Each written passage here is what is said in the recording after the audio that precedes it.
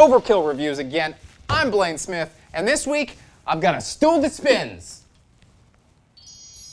Please get subscribed, hit the like button, especially this week. I don't want to be alone with this record. It's very scary.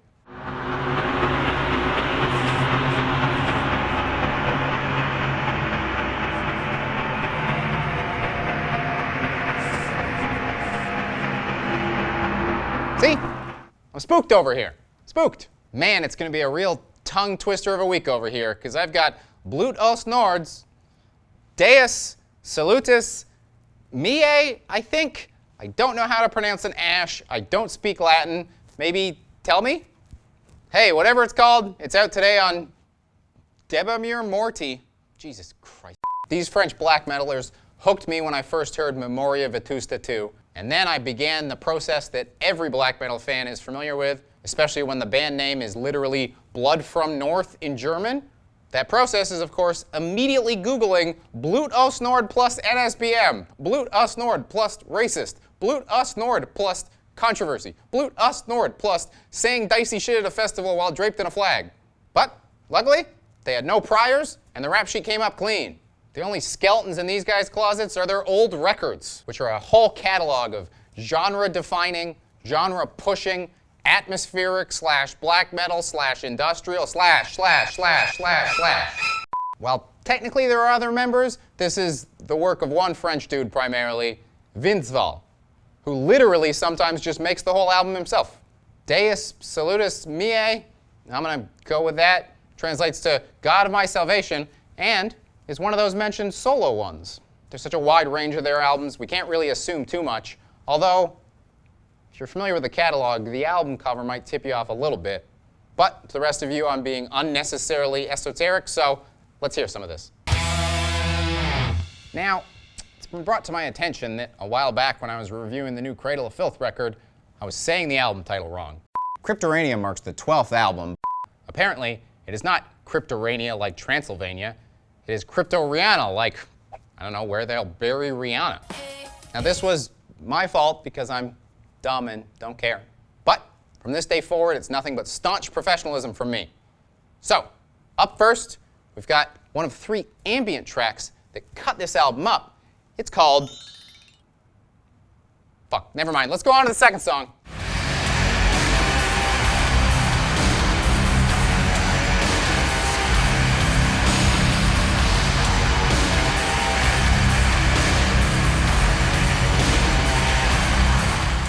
That was the second track, which is the first full song on the album, and it's called... Oh my God. Inner Strength. Those playing along at home, if the cover made you guess industrial Vinzval, you're correct. He has an impeccable ability to perfectly understand a genre, down to the cover art. You pick up one of the Memoria Vetusta records and you're like, well, that's going to be a black metal record. You pick up one of the 777 records and you're like, well, this is going to be something else entirely. And that's what we're getting here. The outsider industrial permeates every aspect of this album, down to the return of the drum machine. Those vocals, though, give it a much more terrifying aspect than any industrial song I've ever heard. It still sounds like you're working in a factory, but it's a factory staffed by demons, and the machines torture humans. There is still, of course, black metal DNA in here, which can be heard here.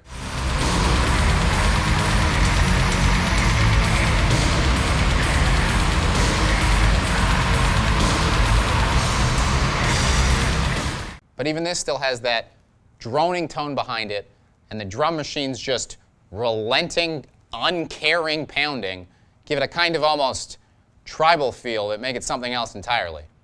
It's seriously really scary. Next up, we've got the easier to pronounce Apostasis, I think, which premiered on No Clean Singing, so it's sort of a single. Whatever, listen.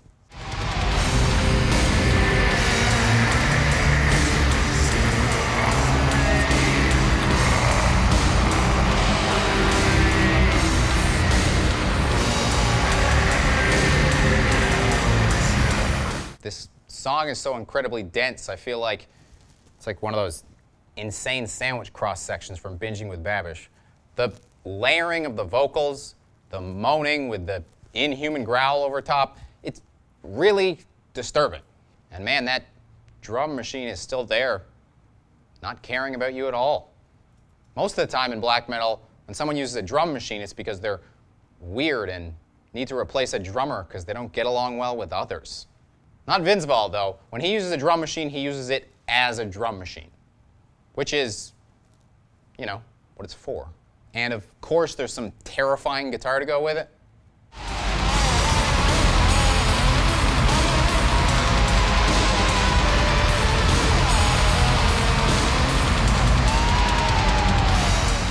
It's mental. I almost get the feeling of like slowed down Entombed. Like the saw is getting caught, cutting through all the human flesh at the torture factory. Gross. Up last, we've got Abysme, which is a song I absolutely love. Shall we find out why?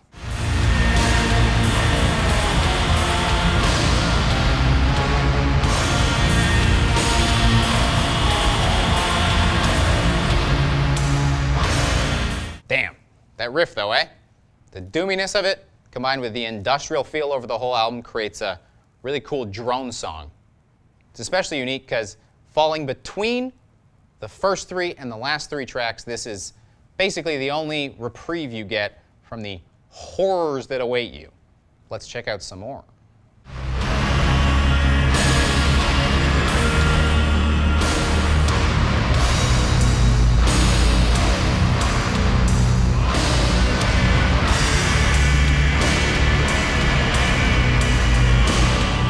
Now that we've heard so much of what this album has to offer, I feel I really need to point out the star of the show, and that's the production. It simultaneously has that washed out sound of a black metal demo you found on Blogspot, while still having every part be unique and identifiable, where if you listen, you can pick them out. And man, they went ham with the stereo effects. It's Dolby 5.1 up in here. Drums are hitting here, and here, and here, and then terrifying vocals are panning all around you.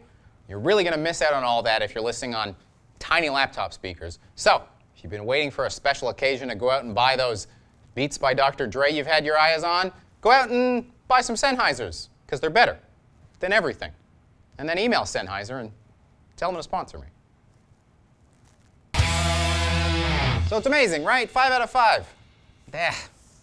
Not exactly. There was something through every listen that I couldn't quite put my finger on. And then I skipped to about the 2-minute mark on every track, and they all kind of sound the same. There's special and unique parts to all of them, but at this point I feel like Vinzval's a bit of like an elder god, just starting something and then getting bored with it. Platypus, whatever, put a beak on it. One song just ends, like you're falling off a cliff. It's just like, it's a song, and then it's not a song. It's also really intense to listen to. And that's kind of good, but also I'm on the bus, and again, I'm scared. The weird thing when you're experimenting all the time is sometimes your experiments start to sound like your other experiments. I felt like I was waiting for a curveball that just never came. It could be a little bit, I fall into the black metal camp, some of you fall into the industrial camp, but I just felt like I was waiting and waiting and waiting, and then it was over. It is seriously bad mushroom trip level scary though, so that's at least worth a listen for that. And that's why I'm giving this mushroom trip a 3 out of 5 skulls that are totally freaking me out, man. I am really curious what the work which transforms God camp feels about this though, so seriously, let me know in the comments below. Otherwise, that's been Overkill Reviews. See you later, gang.